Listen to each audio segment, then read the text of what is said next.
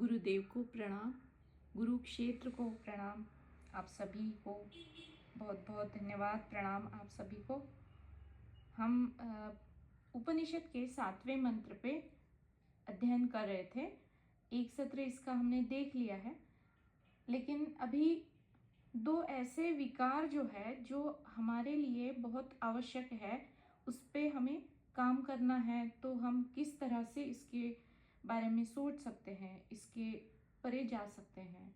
तो इसलिए एक बार आज उस दृष्टिकोण से जो दूसरा खंड है 7वें मंत्र का, उसके ऊपर आज एक बार फिर से हम अध्ययन करने का प्रयास करते हैं। तो एक बार श्लोक को पढ़ देती हूँ।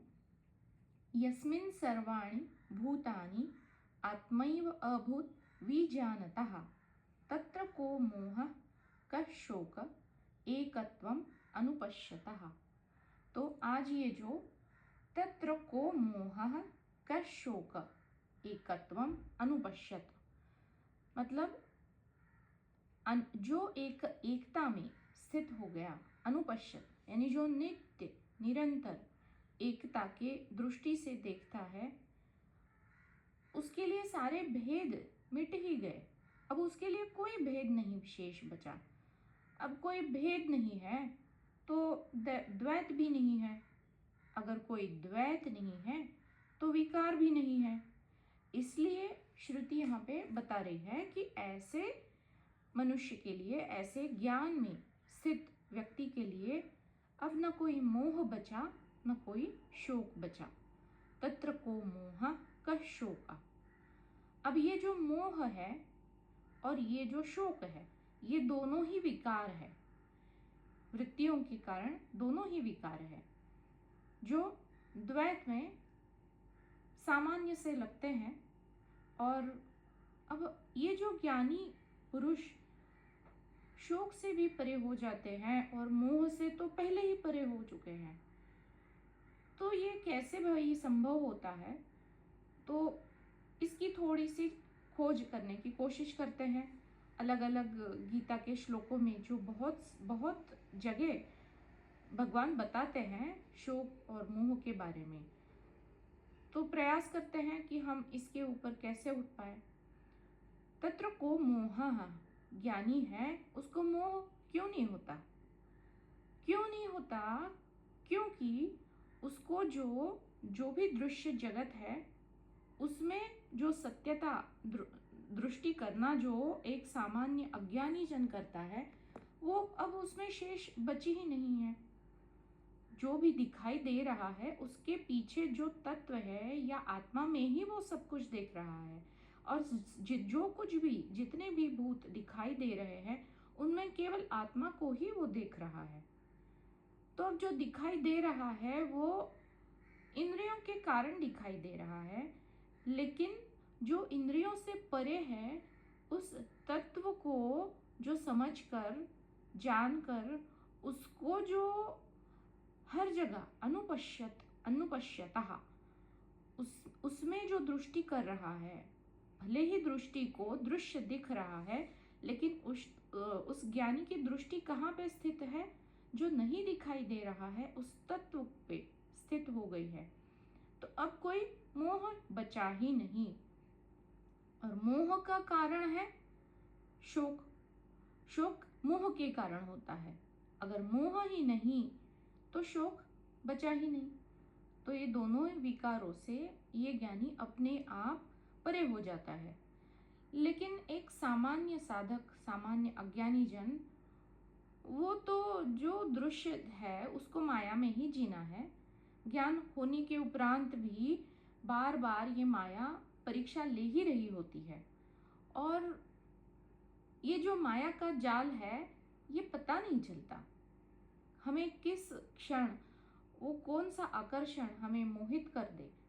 और ये जो मोह है, ये मोह हमने पिछली बार देखा कि ये मोह किस कारण है? मुझे कोई कुछ अच्छा लग रहा है, या फिर ये मेरी वस्तु है, या ये मेरे सगे संबंधी है, ये जो ममता के कारण ये मोह है। अगर ये मेरा या फिर ममता, अगर इसको बहुत विस्तार कर दे, इसको विराट भावना से देखे, तो ये मोह बचेगा ही नहीं। अब अगर ज्ञान में अवस्थित नहीं हो पा रहे हैं, अज्ञानी जन जो सामान्य जीवन जीते हैं, वो तो किसी न किसी मोह के कारण ही कार्यशील है, कार्यप्रवण है। कोई नौकरी कर रहा है तो किसी मतलब पैसे मिलेंगे तभी तो करेगा, या कोई भी चीज हो, किसी आकर्षण या फिर किसी उद्देश्य के कारण वो चाहिए, तभी तो कुछ घटित हो रहा है। तो ये तो मोह तो रहेगा, क्योंकि ये जो मिनिमम जो है आवश्यकता, और उससे हम कब ऊपर उठ जाते हैं, ये जो एक अदृश्य सी एक लाइन खींची जाती है ना, वो हम कब लांघ जाते हैं हमें पता ही नहीं चलता। तो ये मोह तो रहेगा, और ये मोह के कारण लोभ, कब ये मोह में पल्लवित हो जाता है, मोह ही लोभ बन जाता है, पता नहीं चलता। अब लोभ है तो बहुत सारी महत्वाकांक्षाएं हैं, बहुत सारी अपेक्षाएं हैं, यानी क्या हो गया, काम, काम वासना, इसका बाहुल्य हो गया। इसके बाहुल्यता से ही ये लोभ अपना डेरा जमा लेता है। अब क्या है, जो है उससे अधिक की अपेक्षा। अगर एक मकान है तो 2 मकान, या फिर वीकेंड होम या फार्म हाउस। पैसे है तो अधिक पैसे की अपेक्षा। 1 लाख की नौकरी है तो 2 लाख की नौकरी की अपेक्षा, अधिक की अपेक्षा। ये लोभ है। जो है उसमें तृप्ति और समाधान नहीं है, क्योंकि हमारी जो ज़रूरतें हैं वो हम इतनी अधिक मात्रा में बढ़ा देते हैं कि उसकी कोई सीमा ही नहीं बचती, और हम इस मोह में, इस लोभ में फंसते ही जाते हैं। इसीलिए पहले ही मंत्र में श्रुति ने बताया है, माँ गृदः कस्यस्वित् धनम। जिस धन की तुम अभिलाषा कर रहे हो, ये धन वास्तव में तुम्हारा है ही नहीं, यह तुम्हारा कुछ नहीं है। सब कुछ ईशन तत्व का है, जो मात्र सत्य है, और बाकी सारा असार है, असारा है, जिसमें कोई तथ्य है ही नहीं। सत्यता किसी चीज में है नहीं, ना धन, मतलब सजीव निर्जीव किसी भी भूत मात्रा में नित्यता या सत्यता है ही नहीं। तो अब अज्ञान के कारण सामान्य जीव है, और जो व्यवहारिकता में आवश्यक है वो करने के लिए हम करते ही हैं, कार्यशील होते ही है, लेकिन उससे वो लोभ में परिवर्तित हो गया। तो लोभ के 2 परिणाम आएंगे। एक तो जिसका लोभ हो रहा है उसकी प्राप्ति होगी, और दूसरा है उसकी अप्राप्ति होगी। अब दोनों ही बहुत डेंजरस है। अगर लोभ जिसका है वो मिल गया तो लाभ में परिवर्तित हो जाएगा। लाभ यानी अधिक जो है वो मिल गया, तो जिसके हम हकदार हैं उससे अगर अधिक मात्रा में कोई भी चीज, वो धन हो या बल हो या फिर सत्ता हो, कोई भी चीज, तो वो मद या दंभ में परिवर्तित हो जाती है। ये तो विकार का बहुत ही विकराल रूप है। अब अगर ये मद और दंभ आ गया तो क्रोध आना स्वाभाविक है, और गीता में भगवान बताते हैं, क्रोधात् भवति सम्मोह, सम्मोहात् स्मृति विभ्रमः, स्मृति विभ्रमात् प्रणश्यति, नाश हो जाता है। इस स्मृति के विभ्रम से जो विभ्रम आ जाता है स्मृति में, उस सम्मोह के कारण, उसमें भी मोह है, वो मोह बुद्धि के ऊपर एक आवरण सा बना देता है, और जो नहीं करना चाहिए वो करने के लिए ये बुद्धि प्रेरित करती है, और फिर वो कर्म बनकर स्थूलत्व, जड़त्व को उस जीव को प्राप्त करा ही देता है। और फिर जो आसुरी योनि है, असुरिया नामते लोकाः, जो असुरिया लोक है, आसुरी प्रवृत्ति के कारण वो बार बार उसी को प्राप्त होते रहते हैं। ये एक निषेध वाक्य भी तीसरे मंत्र में हमने इसको देखा ही हुआ है। तो इस प्रकार से अगर लोभ का लाभ में परिवर्तन होना ये भी तो बहुत अच्छी बात तो है नहीं। अच्छी क्या, ये तो विनाश की तरफ लेके जाने वाला मद और दंभ है। और अगर लोभ जिसका है उसकी प्राप्ति ना हो, लोभ तो क्या होगा, लोभ की अप्राप्ति से जो मुझे चाहिए वो ना पाने की वजह से मुझे दुख होगा, पीड़ा होगी, शोक होगा। तो मोह से ही ये शोक की उत्पत्ति वहीं पे है, मोह में है। अगर मुझे मोह किसी चीज का है ही नहीं तो क्या मुझे शोक कभी होगा? नहीं होगा। रास्ते में जाते वक्त कोई एक अच्छी सी चीज मैंने देखी, हाँ ठीक है, लेकिन मुझे इतना मोह भी नहीं हुआ उसका, अच्छा है कह के आगे निकल गए। तो अब वो मुझे मिले या ना मिले, मुझे कोई दुख भी नहीं है उसका। अगर मिल जाए तो हाँ ठीक है। ऐसी जब वृत्ति बन जाती है कि मिल जाए तो भी ठीक है, नहीं मिल जाए तो भी ठीक है, तो इस वृत्ति में ये ज्ञानी जन जीते हैं। हर क्षण वो अपना जीवन ऐसे ही प्रकार से व्यतीत करते हैं जो एक सामान्य साधक के लिए थोड़ा मुश्किल है, लेकिन असंभव बिल्कुल नहीं है। और ये जो उनकी जो वृत्ति है, जहाँ पे कितने भी भेद दिखाई दे, वो उसके पीछे की जो एकता है, जो अभेद है, उसको जो वो देख रहे होते हैं, उसी के कारण वो ततो न विजुगुप्सते, पिछले मंत्र में बताया गया है ना कि वो ये जो विजुगुप्सा है वो कभी नहीं करते, किसी की ना निंदा करते हैं, ना बुराई, ना घृणा, ना नफरत, किसी का तिरस्कार, किसी का स्पर्धा भाव किससे करेंगे? सब एक ही है, मेरा ही सब कुछ प्रक्षेपण है, मैं ही अपने मिथ्या रूपों की अनुभूति ले रहा हूं, तो मेरी ही मुझसे क्या स्पर्धा, मेरा ही मुझसे क्या द्वेष।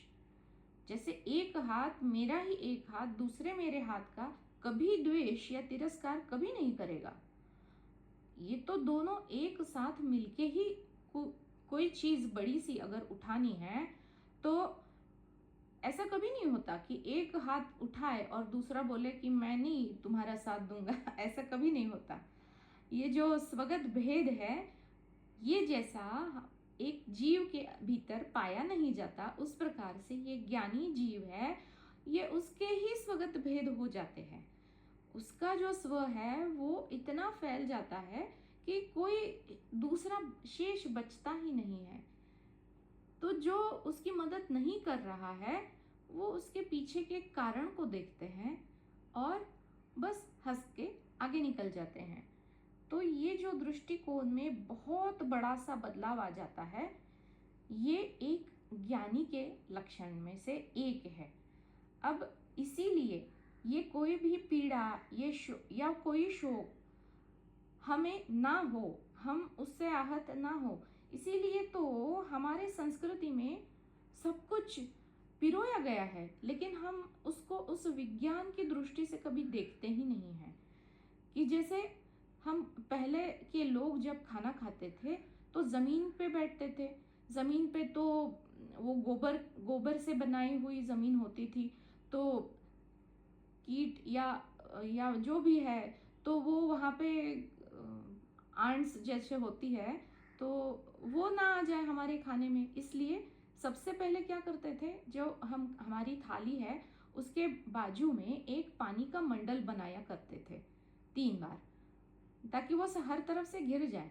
फिर 5 छोटे से निवाले थाली के बाहर रखे जाते थे।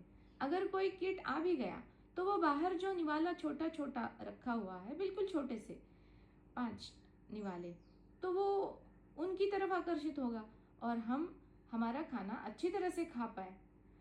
तो ये जो कीट होते हैं वो थोड़ी अच्छी जगह, वो कहीं भी जाते हैं ना, वो गोबर में भी जाते हैं, वो गंदी जगह भी जाते हैं, तो वो हमारे खाने में ना आ जाए, इसलिए उनको भी संतुष्टि, उनका भी पेट भर जाए और फिर बाद में हम खाएं।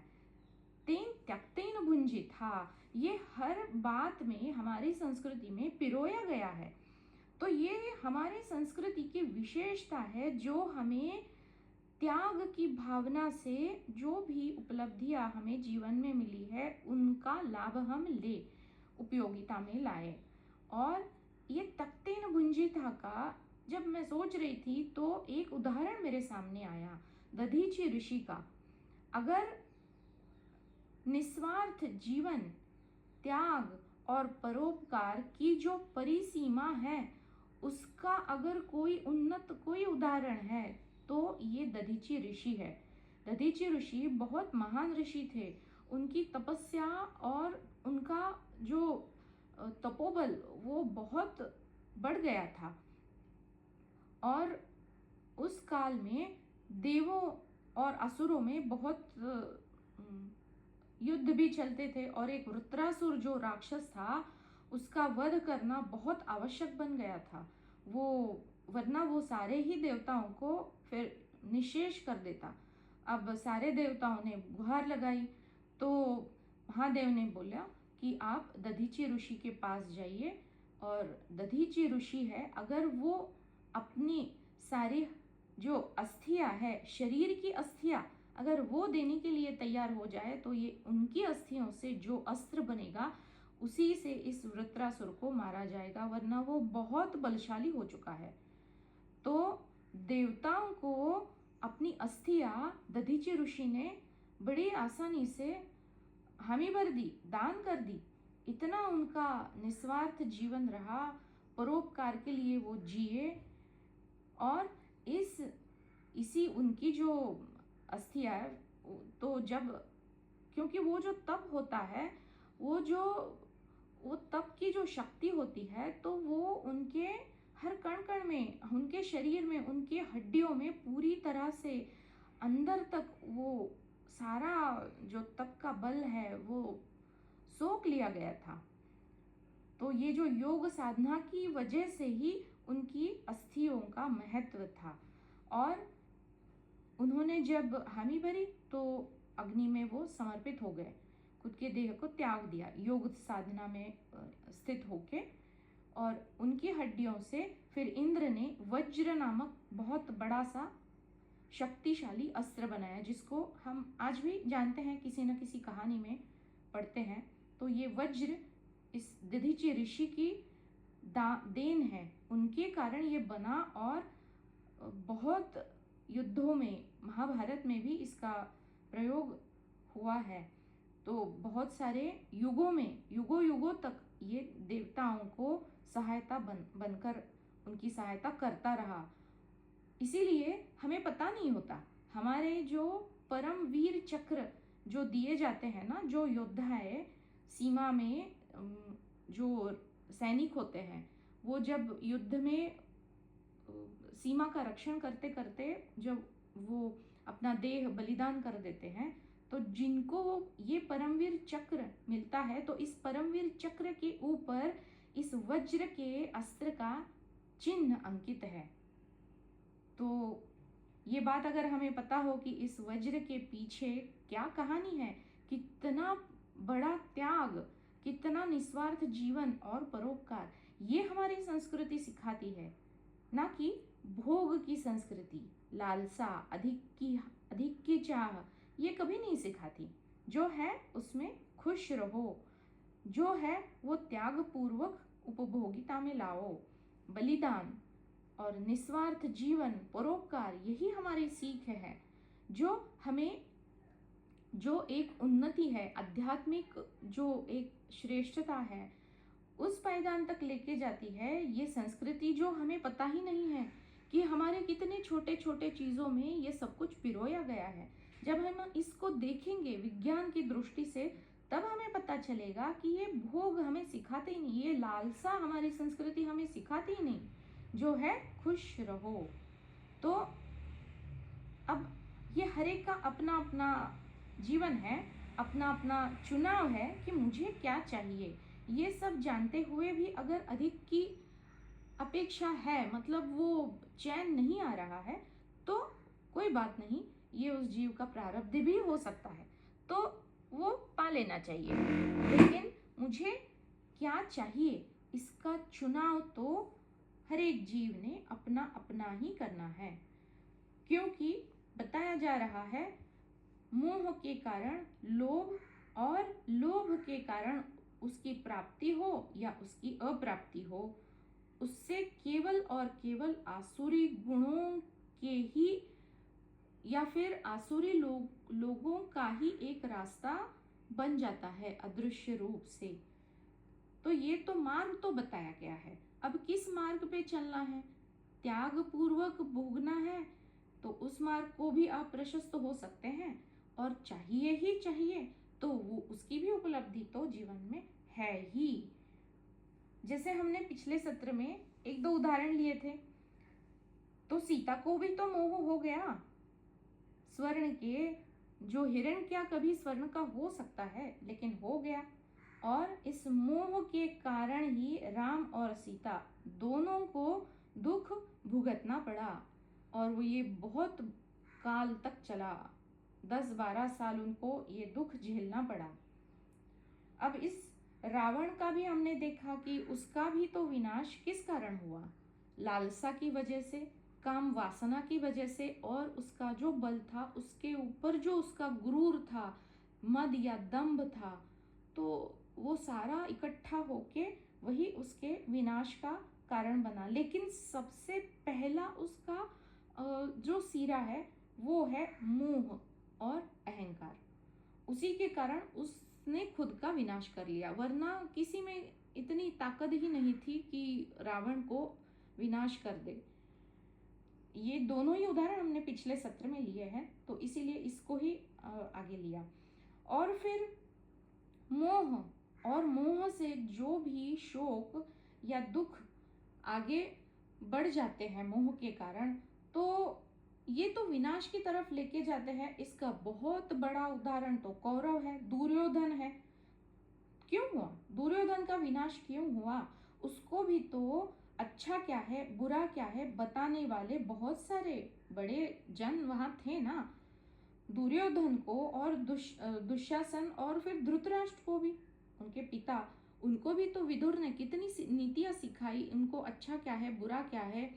पितामह भीष्म थे, लेकिन जैसा पिता वैसा ही बेटा, तो अपने बेटे के मोह के कारण ना धृतराष्ट्र उसको सुन पाया, अंधा तो था, अंधे होते हुए उसके कान भी उसने काने ही कर लिए। और इस ममता के कारण दुर्योधन में जो संस्कार मोह के लोभ के जो पनपे, उसी के कारण द्वेष और मत्सर की भावना अधिक अधिक बलवान होती गई, और वही उसके विनाश का कारण बना। तो इतने सारे उदाहरण हमारे इतिहास में, हमारे ही पूर्वजों के जो जीवनियाँ है वहाँ से हमें मिलते हैं। लेकिन फिर भी भगवान गीता में बताते हैं कि जो भी निर्णय लेना है वो तुम्हें लेना है। सारे ही जो मार्ग है वो कैसे और कहाँ जाएंगे ये तो मैंने बतला दिया, अब किस दिशा में जाना है ये निर्णय पूर्णतः जीव का अपना अपना निर्णय है। अगर जीवन मेरे संकल्प से है तो ये जीवन मेरे मुताबिक क्यों नहीं चलता, इस प्रश्न में एक अहम छुपा हुआ है। अगर इस अहम को हम जान ले तो इस अहम में ही इस प्रश्न का उत्तर वहीं पे जहां प्रश्न खड़ा हुआ वहीं पे छिपा हुआ है। ये अहम है मोह के कारण। क्यों ऐसा लगता है कि जो मुझे चाहिए, मेरा या अपना या पराया, ये भावना है, इसीलिए ये प्रश्न है। अगर ये मोह, इसको हम बड़ा कर दे या इसको छोड़ दे तो इस मोह से ना लालसा की उत्पत्ति होगी, ना लालसा से कामना की जो एक बहुत ही एक गहरी होती है ना अपेक्षा कि ये पूरी ही हो जाए, तो वो भी नहीं होगी। अगर फिर कामना को ही हम नियंत्रण में ला लें तो इस कामना की जो अपेक्षा पूर्ति ना होने का दुख है वो भी नहीं होगा। और अगर ये सब कुछ हुआ तो क्या होगा, अहम के कारण मोह भी होगा, मोह के कारण लालसा होगी, लालसा है तो कामना है, कामना है तो कामना की पूर्ति ना होने का, अपेक्षा पूर्ति ना होने का दुख भी है। इसलिए इसी अहम में, इसी मोह में काम और लोभ भी छुपे हुए हैं। देखिए, अब एक ही विकार है, हमें लगता है कि ये तो बहुत बड़ा विकार है नहीं, लेकिन एक विकार से कितने सारे विकार बढ़ जाते हैं अगर इनको नियंत्रण में ना लाया जाए। और यही बात होती है फिर वृत्तियों की। अगर किसी भी एक प्रकार की वृत्ति बहुत बढ़ जाए तो वो निचली तरफ ही लेके आएगी। इसलिए बार बार ये अवलोकन, जैसे गुरुजी कहते हैं ना कि यंत्र बनाया हुआ है, आप बीच बीच में खुद का अवलोकन करते रहिए। तो यही उसके पीछे ये कारण है कि कौन सा जो अवगुण है वो कौन सा अपना सिर ऊपर कर रहा है, ये हमें खुद पता होना चाहिए, ताकि हम खुद ही अपने ऊपर काम कर पाए। किस दिशा में जाना है, उसका अवरोध कहाँ पे हो रहा है, ये खुद ही जान पाए। क्योंकि तत्र को मोह कह शोकः, ये जो मोह है बहुत एक बहुत ही अच्छा सा शब्द है। लगता तो है कि कहाँ विकार कहाँ है, मोह तो होता है, हम खुद को ही समझाते हैं, लेकिन इस मोह के कारण देखिए क्या क्या क्या क्या पनप रहा है अगर इस मोह को काबू में ना रखे तो। और आत्मज्ञानी के लिए तो तत्र को मोह का शोक, उसको ना मोह है ना शोक है, वो शोक और मोह से परे है। और ये ज्ञान के प्रभाव है। ठीक है, ज्ञान हो गया, ज्ञान में अवस्थित नहीं हो पा रहे हैं, कोई बात नहीं। अगर a is equal to B है तो हम b is equal to a उल्टे डायरेक्शन में भी अगर जाएंगे तो वहीं पे है, जो लक्ष्य है वही है। अब इस मोह और शोक द्वैत की भाव से अगर देखेंगे तो मोह में संतुलन में रखेंगे तो शोक अपने आप संतुलित तो हो ही जाएगा। तो फिर द्वैत से अद्वैत का ही रास्ता हम पकड़ रहे हैं। लेकिन हम साधक इस प्रभाव को या कार्य को संतुलित करना चाह रहे हैं, इसका स्मरण भी होना चाहिए।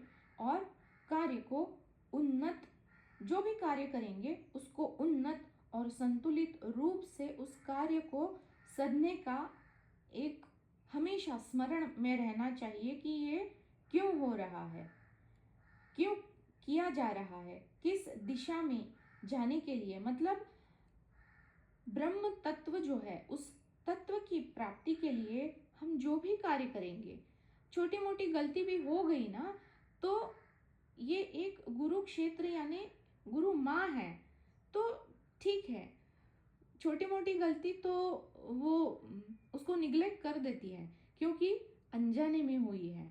लेकिन जानबूझकर अगर हो रहा है, हाँ, तो रास्ता गलत हो गया, अवनति की तरफ लेके जाएगा। इसलिए कोई भी चीज हो, इस तत्व को प्राप्त करने के लिए अगर किया जा रहा है तो इस तत्व का विवरण कितनी अलग अलग दिशाओं से, अलग अलग दृष्टिकोणों से सामने आ रहा है।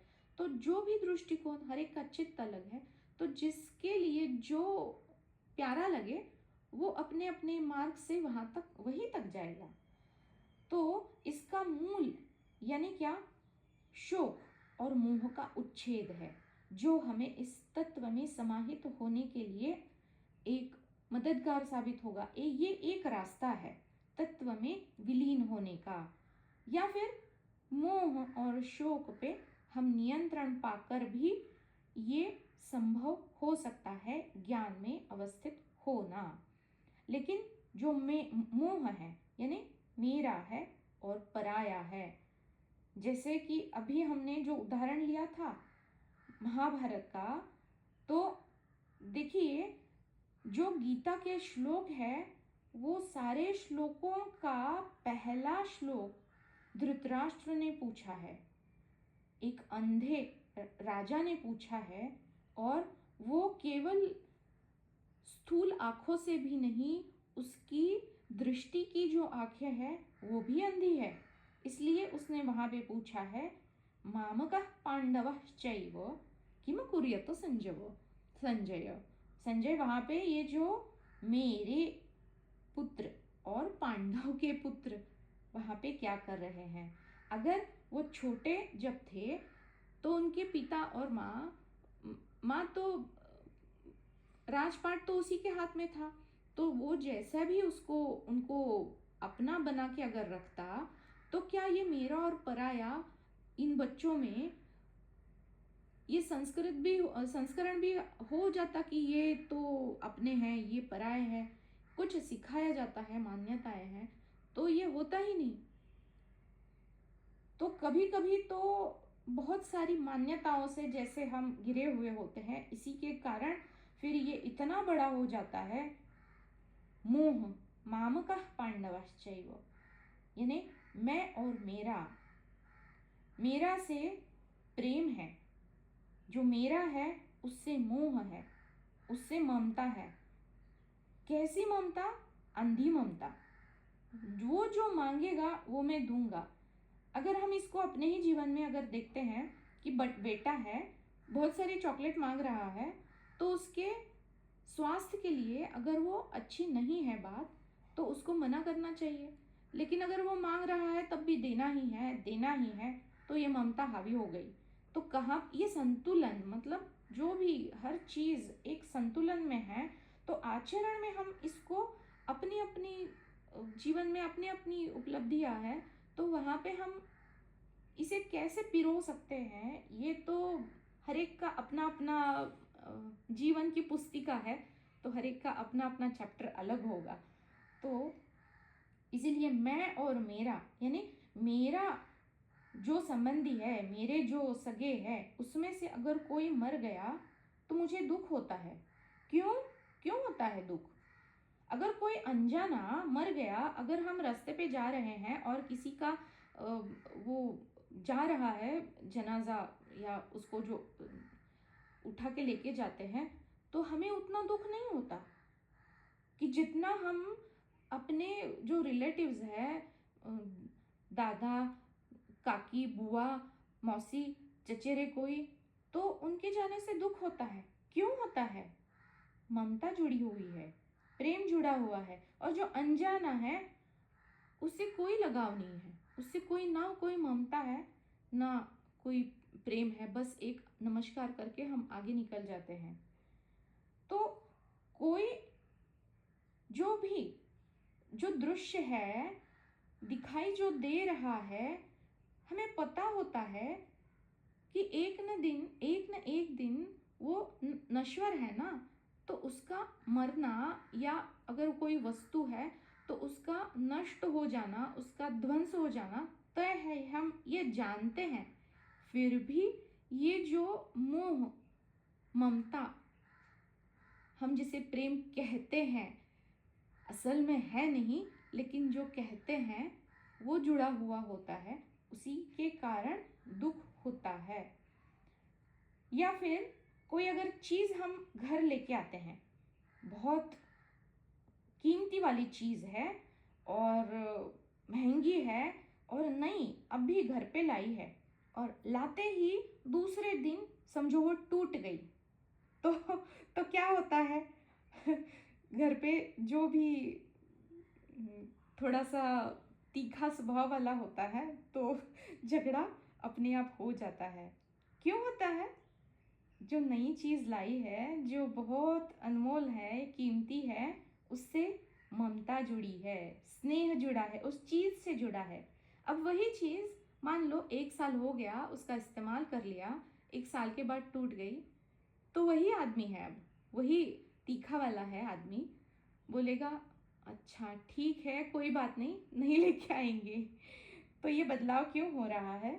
बहुत सारी ममता, बहुत सारा हमारा जो ऊर्जा है उस चीज़ से उसका जुड़ाव है, जुड़ी हुई है, उसके कारण ये झगड़ा या फिर ये दुख उससे जुड़ा हुआ है। वरना दुख कहाँ है? अगर नई चीज़ लाई, उसके दूसरे दिन वो फूट गई, और वही चीज़ 1-2 साल बाद फूट गई, तो उस वक्त दुख क्यों नहीं होता? सिचुएशन वही है। तो ये सवाल जब हम खड़े करते हैं, तो इसके उत्तर ना हमें इसी सवालों में ही मिलते हैं, क्योंकि सारी वस्तुएं नश्वर हैं, एक ना एक दिन वो टूटना है।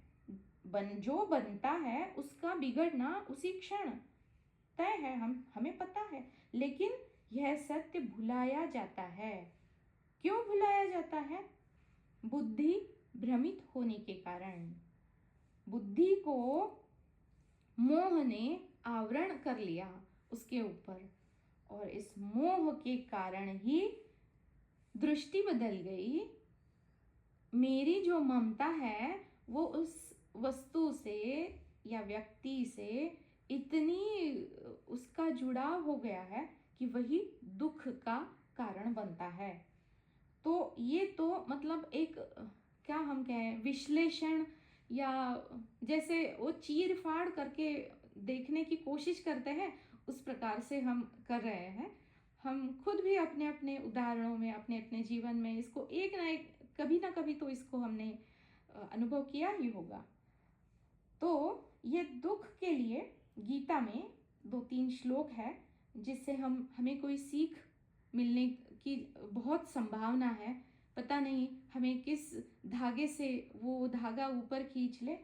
तो गीता का एक श्लोक है, अव्यक्तोयम अचिंत्योयम अविकार्योयम अयम उच्यते तस्मात् एवं विदित्वेन न शोचितुम अर्हसि। भगवान बता रहे हैं कि तुम्हें दुख नहीं करना चाहिए, दुख करने के तुम योग्य नहीं हो। अगर यह सारे भूतों में, इसको हमने पिछले सत्र में देखा है, भूतों पे बहुत सारा विश्लेषण किया है। अगर यह सारे भूतों में मैं खुद को देख रहा हूँ, जितने भी सजीव निर्जीव चर अचर जितने भी भूत है, उन सारे भूतों में मैं खुद को ही देख रहा हूँ और खुद में इस सारे जगत को देख रहा हूँ, तो मैं अव्यक्त, अविकारी, अचिंत्य ऐसा जो आत्म तत्व है उसको भली भांति जानता हूँ। ये एक ज्ञान की दृष्टि है।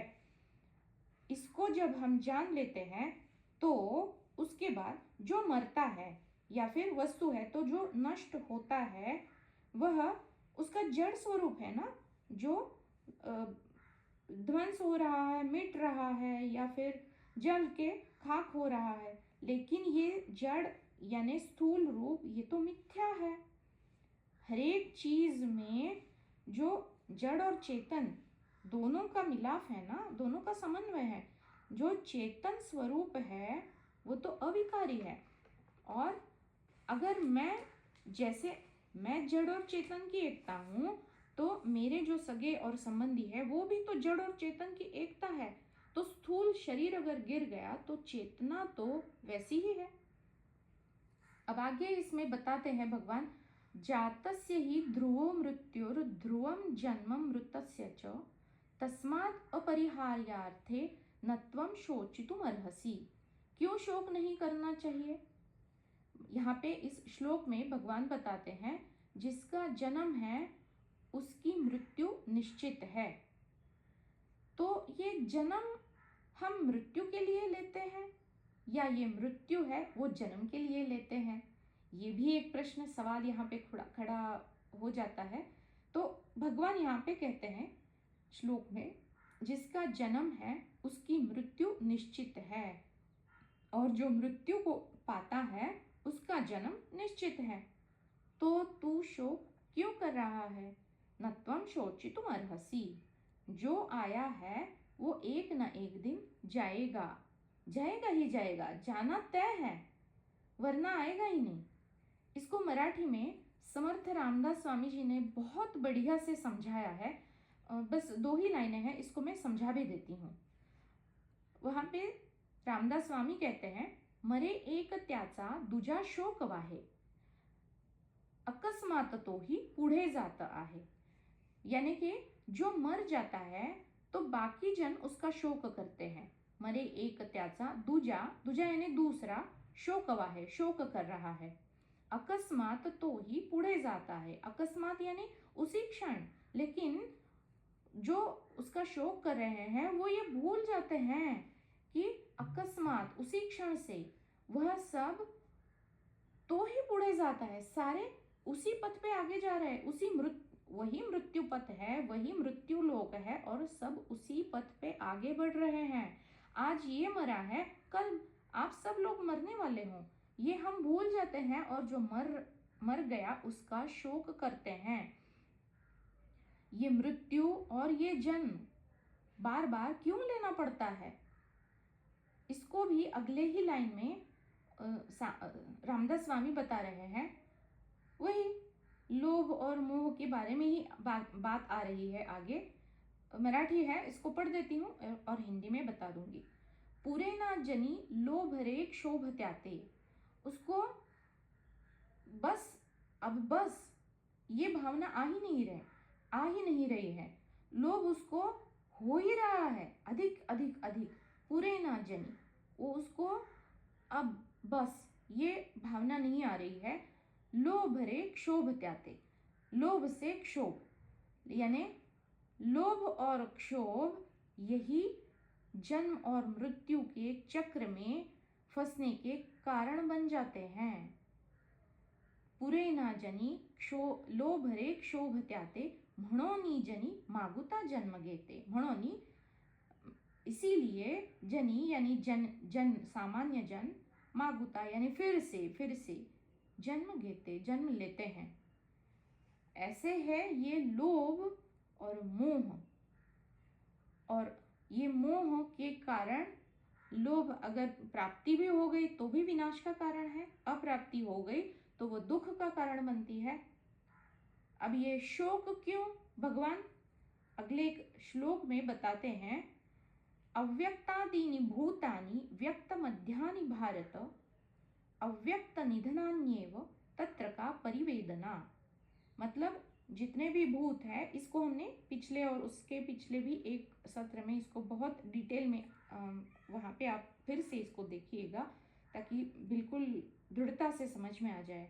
तो भूत यानी जो भी व्यक्त हुए जीव है, जो दिखाई दे रहे हैं, ये मात्र एक बीज की स्थिति है। उत्पत्ति स्थिति और लय, ये जो बीज की स्थिति है वहाँ पे ये दिखाई पड़ते हैं। लेकिन उससे पहले जो आदि है, यानी जहाँ पे उत्पत्ति हुई वहाँ पे, और विनाश होने के बाद यानी लय होने के बाद सारे ही जीव तो अव्यक्त हो जाते हैं। यानी जन्म से पहले वो अव्यक्त है और मृत्यु के बाद भी वो अव्यक्त है। तो ये जो बीच वाली व्यक्त मध्यानि भारत, केवल जो मध्य में जो अवस्था है वही केवल व्यक्त है। तो इसका मतलब क्या हुआ? अव्यक्त जो अवस्था है वही चिरंतन है। तो इस व्यक्त जो अवस्था है उसको छूटने का शोक क्यों? ये सवाल भगवान हमसे कर रहे हैं। मेरा सत नित्य शाश्वत जो स्वरूप है, जो अविनाशी अविकारी स्वरूप है, वो तो अव्यक्त है ना। वो कहाँ से दिखेगा? वो ना नाम में है, ना रूप में है, ना कोई आकार में, उसको देखा ही नहीं जा सकता। वो अव्यक्त है, अदृश्य है।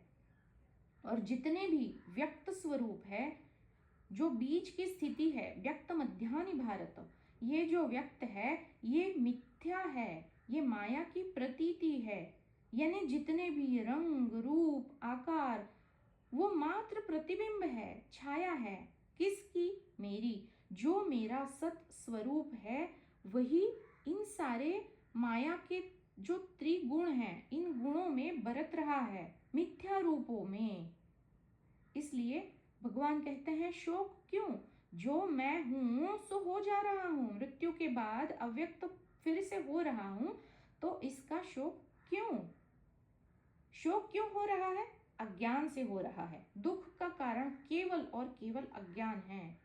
जो मिथ्या है, माया है, भ्रम है, उसमें सत्यता दृष्टि हमने बना ली है, इसीलिए हमें दुख हो रहा है। और उस दुख को हम पकड़ के रखते हैं और वो शोक बन जाता है। लेकिन जो ज्ञानी अवस्था है उसमें जो स्थित हो गया वो विशोक हो गया, अशोक हो गया, जिसमें शोक शेष ही नहीं बचा। ये अज्ञान के कारण ही हमें जो दिखाई देता है उसे हम पकड़ के रखना चाहते हैं। मेरी बेटी, मेरा बेटा, मेरा पति, मेरी बीवी, मेरे भाई बहन, पकड़ के रखना चाहते हैं जो भी है। नहीं, वो सब कुछ नश्वर है। एक बड़ा लंबा सपना है और इस सपने को ही हम सच मान बैठ रहे हैं। यही तो सारा झमेला है। जो पकड़ा है वो सारा बोझा है, उसे छोड़ो। सब पहले से ही मुक्त है, सारे स्वतंत्र है, कोई बंधन में नहीं है। कहाँ है दुख, कहाँ है शोक? वो तो केवल मैं और मेरा से जुड़ा है, ममता से जुड़ा है। और बंधन कहाँ है? किसी को भी बंधन, कुछ भी बंधन नहीं है। बंधन क्यों है? मन के कारण है। क्योंकि मोह कहाँ पे पनपित होता है? मन में। मन के कारण मोह है। मोह किसका होता है? विषयों का आकर्षण होता है, जो मन को ही होता है। और फिर मन ही उस विषयों के प्रति आकर्षण रखते हुए कुछ न कुछ कामना या अपेक्षा रखता है। और वो बहुत जब गहरी बन जाती है तो वो लोभ बन जाता है। तो फिर से हम वही पे आ रहे हैं। मोह और लोभ जो कारण बन रहे हैं हमारे दुख, जीवन में जो भी दुख है उस दुख का, और उस दुख को जब हम पकड़ के रखते हैं तो वो शोक बन जाता है, अधिक मात्रा में हो जाता है। अब इसको और एक दो श्लोकों से हम समझने की कोशिश करते हैं। गीता में ही दूसरे अध्याय में ही और एक श्लोक है, ध्यायतो विषयान् पुंसः संगस्तेषुपजायते संगात् संजायते कामः कामात् क्रोधो भी जायते। अब इस मोह से काम, इसको देखते हैं ठीक से। अब हमने देखा कि मन का ही सारा झमेला है, और जब मनुष्य इंद्रियों के विषयों का चिंतन करता है तो मन उसका चिंतन करता है, तब उसकी उन विषयों पर अनजाने में आसक्ति बढ़ जाती है। किसके कारण? मन के कारण। अब मन आसक्त बन गया विषयों पर, यानी जो दृश्य दिखाई दे रहा है, अनुभूति में जो आ रहा है उस पे आसक्ति बन गई। अब ऐसी ही आसक्ति से काम उत्पन्न होता है। काम यानी कोई भी वासना किसी भी चीज के प्रति वो उत्पन्न हो जाती है। अब अगर वो ना पूरी हो तो उससे क्रोध, कामात् क्रोधो भी जायते। अब इसको पहले जो पढ़ा है उसको भी पहले और एक बार पढ़ देती हूँ। ध्यायतो विषयान् पुंसः, विषयों का अगर ध्यान लगाते हैं, विषयों का ही चिंतन करते हैं, संगस्तेषु उपजायते, तो इस विषयों के संग से, विषयों के चिंतन से, संगात संजायते कामः, काम की उत्पत्ति होती है मन में, और ये मन उस काम की चाहना करता है, कामना करता है। अगर वो ना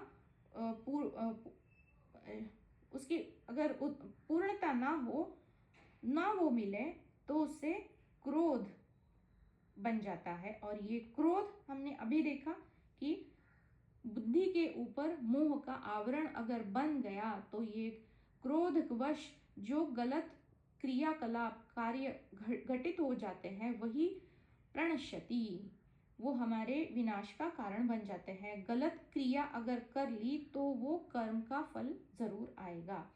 अगर विवेक से इंद्रियों को उचित कार्य में हम जुटा दे, अच्छे विचारों में, अच्छे कार्यों में जुटा दे, क्योंकि अब इसका हल भी चाहिए ना हमें, तो क्या होगा?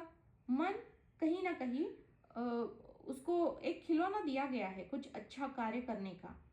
तो अब वो जो मन है, जो चंचल है, वो काम वासना के ऊपर या फिर जो भी आकर्षण है माया के, उसके ऊपर का चिंतन वो करेगा ही नहीं, उसको समय ही नहीं है, उसको बिजी करके रखा है हमने अच्छे कार्यों में।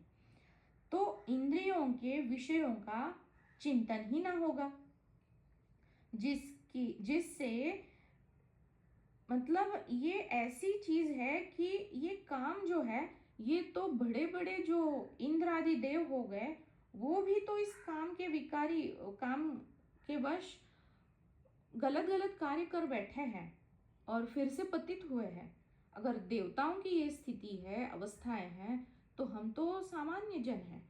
इसलिए इसके ऊपर यही एक सॉल्यूशन यही बनता है कि हम अपने मन को अच्छे कार्यों में जुटाएं, ताकि वो विषयों पे बार बार फिसले ही ना। ज्ञान होने के उपरांत भी हमें बार बार माया परीक्षा लेती ही रहती है।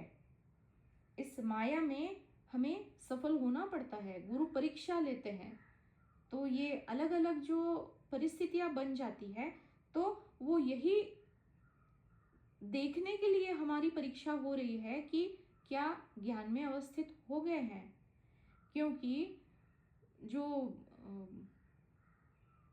बहुत सारे ऋषि मुनि हैं, तो मेनका भी तो आई थी ना, उसने भी तो कौन से ऋषि थे, उनकी तपस्या भंग कर दी।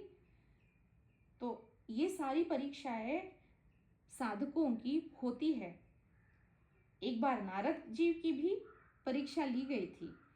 एक बार नारद जी विष्णु के साथ कहीं विचरण कर रहे थे, और नारद के मन में ये सवाल उठा कि नारायण नारायण, भगवान विष्णु जी, आपकी ये माया कैसे सबको अपने जाल में कैसे वो फंसा लेती है। मुझे तो नहीं लगता आपका नाम, बस मतलब वो खुद को बहुत श्रेष्ठ समझ रहे हैं और थोड़ा अहम आ गया है। ये जब पता चला तो आगे चल के विष्णु मुस्कुराए बस। और आगे चल के एक जंगल आया, तो बहुत गर्मी हो रही थी। वहां पे एक तालाब था, उसका पानी पीते ही वो सामने जब देखने लगे तो वहां पे एक राजकुमारी आई हुई थी।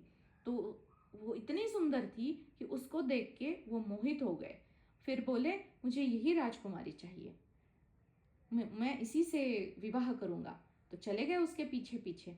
वो उस नगरी में उसका स्वयंवर था, तो वहां पे उसने वरमाला लेके वो सबके पास जा रही थी। तो वो विष्णु से आके बोले कि आपका जो रूप है वही मुझे चाहिए, ताकि वो मेरे ही गले में वरमाला डाले। लेकिन संस्कृत शब्द है, बहुत क्लिष्ट होते हैं, तो मरकट शब्द का एक समानार्थी जो शब्द है वो उनके मुंह से निकल गया, और विष्णु ने उनको मरकट का रूप, मरकट यानी जो वानर होता है, मंकी, मंकी का चेहरा उनका बन गया। तो नारद जी के सामने आते ही वो हंस दी, तो उनको बहुत गुस्सा आ गया। फिर वो वापस आ गए विष्णु जी के पास, बोले ये आपने क्या कर दिया, मुझे उससे विवाह करना था और आपने मुझे मरकट का रूप दे दिया। मैं आपको शाप देता हूँ, जिस प्रकार मेरी जो प्रिय जो है उससे मेरा विवाह नहीं हुआ, तो आपकी जो पत्नी है उससे भी आपकी प्रताड़ना होगी, उसके विरह को आपको झेलना होगा। और इसी शाप को सच्चा साबित करने के लिए फिर विष्णु ने अवतार लिया और राम और सीता का वनवास भुगतना पड़ा उनको, वो भुगता। फिर विष्णु बोले आप तो मेरे परम श्रेष्ठ भक्त हो, और मैं आपकी जो वाणी है उसको कभी ऐसे खाली नहीं जाने दूंगा, ये जरूर सत्य होगा, तथास्तु। तब वो जाके वो माया से बाहर निकले और बोले ये मैंने क्या कर दिया, ये प्रभु ये कौन सी माया थी, ये कौन था कि जिसने मुझे इतना मोहित कर दिया और मैंने आपको शाप दे दिया, आप ही मेरे प्रभु हो। तो ऐसी माया है जो नारद जी को भी जिसने नहीं बख्शा, ऐसी ये माया है। और हम तो कितने सामान्य जन हैं। तो ये तो बस कहानियां हैं, हम कहानी के तौर पे ही देखें और देखें कि हम कहीं गलत ना हो जाए, किसी आचरण से गलत कर ना कर बैठे। इसीलिए ये बार बार परीक्षाएं हमारी हर क्षण हर दिन कुछ ना कुछ छोटी छोटी घटनाएं होती है। तो इसको हम एक जागरूकता खुद को बनाए रखने के लिए इसका ज़रूर उपयोग हमें करना चाहिए। तो और एक है जो काम और क्रोध के बारे में, और एक दो है, इसको थोड़ा फास्ट में थोड़ा सा देख लेते हैं। काम एष क्रोध एष रजोगुण समुद्भवः महाशनो महापापमा विध्येनम इह वैरिणम। ये तीसरे अध्याय का 37वां श्लोक है। यहाँ पे भगवान कहते हैं कि रजोगुण से उद्भव हुआ काम कब क्रोध रूपी तमोगुण की तरफ लेके जाए पता ही नहीं चलता, जो हमें आसुरी गुणों की तरफ लेके जाएगा। जो असूर्या नामते लोकाः, तीसरे मंत्र में हमने इसको अध्ययन किया हुआ है। अगर ये आसुरी संपत्ति हमें अधिक मात्रा में बढ़ गई तो विनाश तय है। उसी लोक में बारंबार आकर जन्म लेना और मरना, ये होगा। इसलिए काम ऐश क्रोध ऐश, ये जो क्रोध है ना सब खा जाता है और जड़त्व को हमें प्राप्त करवा देता है। तो इसलिए काम और क्रोध महाशनो महापापमा बता रहे हैं, ये दोनों महापापी विकार है और ये मोह और लोभ के कारण ही ये उत्पन्न हो जाते हैं। काम और क्रोध दोनों महापापी है। काम से लोभ और लोभ से आसुरी गुणों की संपत्ति हम साथ लेके बैठ जाते हैं। मुझे लगता है अभी समय तो हो रहा है, बस थोड़ा सा और एक दो चीज़ें ले लेती हूँ। एक 7वें श्लोक का 12वां मंत्र है, वहाँ पे भगवान बता रहे हैं ये चैव सात्विका भावा राजसास्तामसाश्चये मत्त एवेति तन्विद्धि नत्वं तेषु ते मयि। मतलब ये जो तीनों गुण हैं, जो हम वृत्तियों का संतुलन के बारे में हम जो देखते हैं, ये गुणों के कारण ही है ना। सात्विक, राजसिक और तामसिक सारे ही गुण, सारे भाव मेरी ही शक्ति से अभिव्यक्त होते हैं। अब यहाँ पे परमात्मा या तत्व को हम अगर देखते हैं तो इस तत्व से ही जो निर्गुण है उसी से ये तीनों गुणों की उत्पत्ति होती है। एक दृष्टि में सब कुछ है, लेकिन फिर भी अब ये कौन है, निर्गुण या सगुण? मैं ही तो हूँ, परमात्मा और दूसरा कोई है नहीं, मैं ही हूँ। फिर भी मैं स्वतंत्र हूँ, मैं इन प्राकृतिक माया के जो त्रिगुणात्मिका माया है इन गुणों के अधीन नहीं हूँ। ये गुण मेरे अधीन है, इसको भगवान इस श्लोक में बता रहे हैं।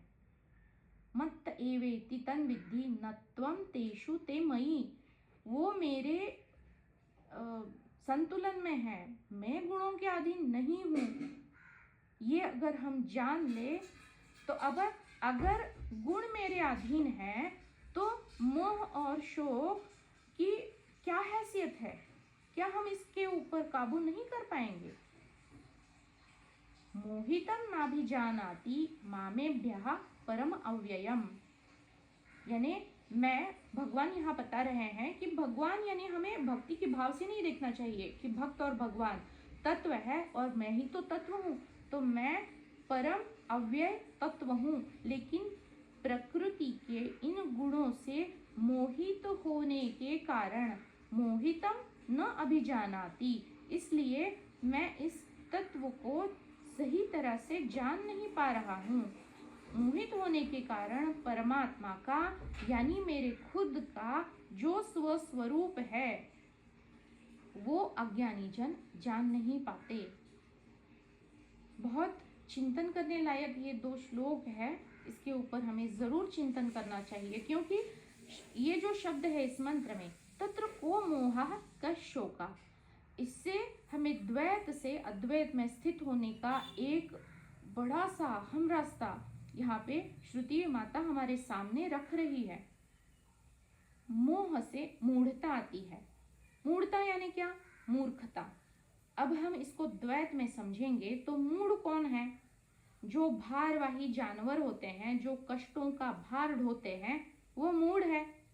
अगर वो मूढ़ है तो हम क्या है? ये सवाल हम आज के लिए हम खुद से करते हैं। बहुत सारे सवाल यहाँ पे खड़े किए हैं और उसके उत्तर इस सवालों में ही है। जो खुद को फलों के भोगने वाला जीव समझना चाहता है या फिर खुद को समझता है कि उसको ही ये जो सारे कार्य है उसके फल को उसको भुगतना है और मैं कर्म फल क्यों समर्पित करूं, तो क्या हो रहा है? भारवाही जानवर ही तो हम हो रहे हैं। जो दिन रात बोझा ढोता है और कष्टों का उसे पता ही नहीं है, वो कौन है? वो कोई खच्चर, गधा या कोई जानवर नहीं है। हम वैसे बरत रहे हैं गधे की तरह। भारवाही मालिक से डर डर, जैसा वो गधा जीता है। क्यों जीता है?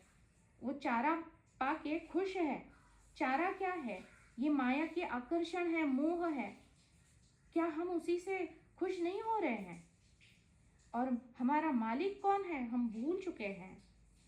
कोलू की बैल की तरह घूम रहे हैं और फिर भी हम वही के वही हैं, कष्टों को बस ढो रहे हैं, सवाल ही नहीं कर रहे हैं। और इसी में ऐसे कोलू के बैल के जैसे हम उसी एक अज्ञान के कारण इसी जीवन में जो जी रहे हैं उसी में सार्थकता महसूस कर रहे हैं। क्या ये सारे मूर्खता के गुण हैं नहीं जो मोह के कारण हो रहे हैं। अब उस वक्त ही नहीं, खुद के स्वरूप के बारे में हमें जांच पड़ताल करनी है। जब हमें दुख होगा उसी क्षण हमें आंखें नहीं खोलनी है, हर क्षण खुली ही रखनी है। परमात्मा को, जगदीश्वर को मानेंगे नहीं, लेकिन बॉस की चाटुगिरी करेंगे। जो दिखता नहीं है उस तत्व को जानने की नहीं कोशिश करेंगे, लेकिन जो हमें पैसे दे रहा है उसकी जरूर गुलामगिरी करेंगे। अब ये क्या मूर्खता नहीं है? तो मेरा सच्चा मालिक कौन है, मैं कहाँ से हूँ, मेरा मुकाम क्या है, ये सारे प्रश्न हमें उठने चाहिए। और ये तभी होगा जब हम खुद को ही ये सवाल पूछेंगे, तो ये उत्तर खुद के अंदर ही हमें अपने आप वहीं पे मिल जाएंगे। क्योंकि ये सारा जगत जो है ये चंचल है, ये इंद्रियों की तृप्ति जरूर देगा, हमें मनोरंजन जरूर दिलाएगा, लेकिन ये जो मन है उसके प्रति जो मन का आकर्षण है, उसका जो खिंचाव है, क्या वो भ्रम है या सत्य है, ये सवाल हमें ही पूछना है। और साधक बनकर अगर हम इस शाश्वत तत्व के प्रति उदासीन हैं तो असल में हम साधक है ही नहीं। तो ये जो मूढ़ता है, ये जो मोह है, वो कहाँ कहाँ पे छिपा हुआ है, जिसके कारण कुछ ना कुछ दुख या शोक हमें अनुभूति में आ रहा है। आज ये बहुत सारे सवाल मैंने यहाँ पे खड़े किए हैं और इसका उत्तर और कोई नहीं, हम खुद ही दे सकते हैं। क्योंकि जहाँ पे सवाल है वहीं पे उत्तर है। और यही शायद ये श्रुति का जो मंत्र है वो हमें ये अंतर्मुख होकर खुद से ही ये हम सवाल कर ले, शायद ऐसी अपेक्षा कर रहा है। तो इसके ऊपर जितना चिंतन आज के दिन हो पाया, बस ये एक दूसरा खंड है, उसके ऊपर एक कोशिश की है। तो इसी के साथ आज का सत्र यहीं पे समाप्त करेंगे और अगले सत्र में अगले मंत्र के साथ फिर मिलते हैं। पूर्णमदा से आज का सत्र यहीं पे समाप्त करते हैं। ओम पूर्णमदः पूर्णमिदं पूर्णात् पूर्णमुदच्यते पूर्णस्य पूर्णमादाय पूर्णमेवावशिष्यते। ओम शांति शांति शांति। सबको आज के सत्संग में जुड़ने के लिए बहुत बहुत आभार।